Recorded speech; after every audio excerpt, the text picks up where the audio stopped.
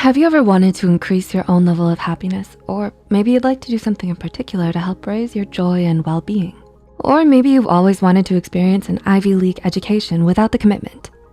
Yale University is offering an online course called The Science of Well-Being, where Dr. Santos reveals what actually makes us happy and recommends tips and exercises for increasing happiness in our lives, such as savoring our everyday experiences and appreciating them while they happen.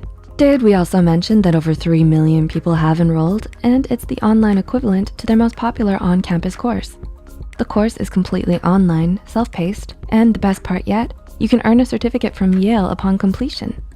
So make sure you click the description box below to check the course out. Hey Psych2Goers, welcome back to our channel. Have you ever wondered if there are some habits you could adopt to make your life a little bit happier? According to psychologists and research studies, there are some interesting habits that may just leave you feeling a bit more cheerful. Here are 6 helpful habits that will make your life happier. Number 1, read stories of wonder. Do you love to snuggle up with a good book and a cup of cocoa? While chocolate tends to make a lot of people happy, that story of wonderment you're reading may just make you happier. According to a 2012 research study published in the journal Psychological Science, awe can be elicited from reading a story, even a short one. Researchers Melanie Rudd, Kathleen D. Voss, and Jennifer Aker explain in their research article that awe offset the feeling that time is limited. And this increase in perceived time availability heightened willingness to volunteer time. And it accentuated preferences for experiential goods and lifted satisfaction with life. They further explained that their studies also demonstrated that awe can be elicited by reliving a memory, reading a brief story, or even watching a 60-second commercial. So, that inspiring book you're reading, or that adventurous play that has you hooked? Keep reading. Your life may just be a bit happier with an awe-inspiring book, and it keeps you present and in the moment. As the study states, experiences of awe bring people into the present moment. And being in the present moment underlies awe's capacity to adjust time perception, influence decisions, and make life feel more satisfying than it would otherwise. Sounds good to me. Number 2, drink a healthy amount of coffee. Who doesn't love a good old cup of joe? I know I do. Many studies have found a link between how much coffee you drink and a lowered risk of depression and suicide. In a large 2011 longitudinal study, researchers found that depression risk decreases with increasing caffeinated coffee consumption. They mentioned further research is needed to confirm their findings, but a good cup of coffee every now and then won't hurt your mood and alertness. Just make sure not to go overboard. Too much caffeine can be dangerous, folks, but just the right amount? Delicious. Gotta love those mochas. Number 3, don't focus on materialistic goods.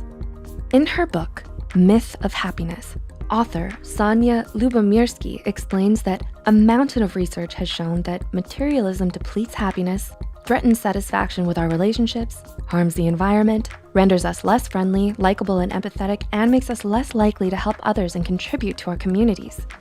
While a new pair of shoes here and there won't hurt you too much, if obtaining these types of possessions are all that's on your mind, it could cost you a bit of overall happiness. It's best not to put the weight of our happiness only on obtaining these luxury goods. Make it a habit to instead look towards your values, socialization, self-fulfilling goals, and experiences as another way to get that euphoric feeling. Basically, do what makes you happy. The things without that expensive price tag attached to it. Number 4, make it a habit to be around happy people. A 2008 study from the researchers and professors James H. Fowler and Nicholas A. Christakis found that if you simply live within a mile of another happy person, your happiness could increase by 25%. The researchers wanted to discover if happiness can spread from each individual and whether niches of happiness form within social networks. According to the study, people who are surrounded by many happy people and those who are central in the network are more likely to become happy in the future.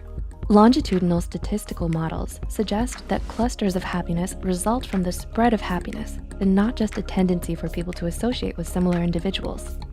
A friend who lives within a mile, which is about 1.6 kilometers, and who becomes happy increases the probability that a person is happy by 25%.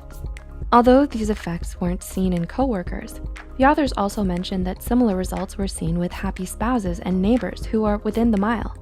Time to thank your friendly neighbor for lending you that cup of flour, and thank them for a bit of happiness. Number 5, join clubs and participate in cultural activities. Thinking of joining a club or snagging those tickets to your favorite concert? One research study found that those participating in more cultural activities in clubs reported decreased levels of anxiety, depression, and an increase in one's general satisfaction with life.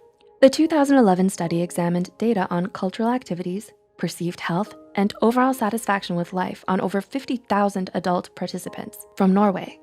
According to their research, their results support hypotheses on the effect of cultural activities in health promotion and healthcare.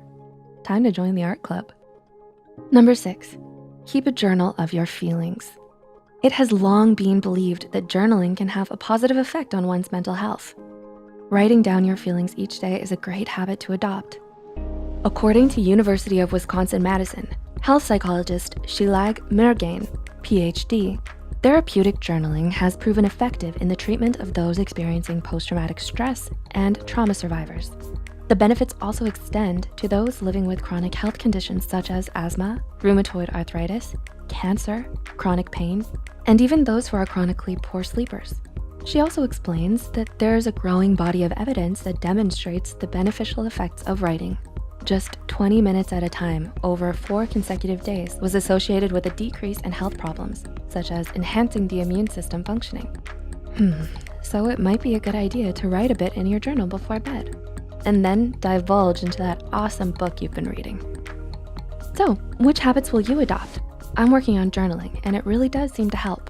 Do you journal before bed? Which book will you be reading? Let us know in the comments section down below. If you enjoyed this video, don't forget to click the like button and share this video with a friend who could use it. Subscribe to Psych2Go and hit the notification bell icon for more content like this. And as always, thanks so much for watching. If you liked the tips from this video and want to learn more about how to increase your own well-being and productivity, then you should check out The Science of Well-Being. A big shout out to Coursera for sponsoring this video and offering a course from Yale University to our viewers. You can earn a certificate from Yale upon completion, so make sure you check it out.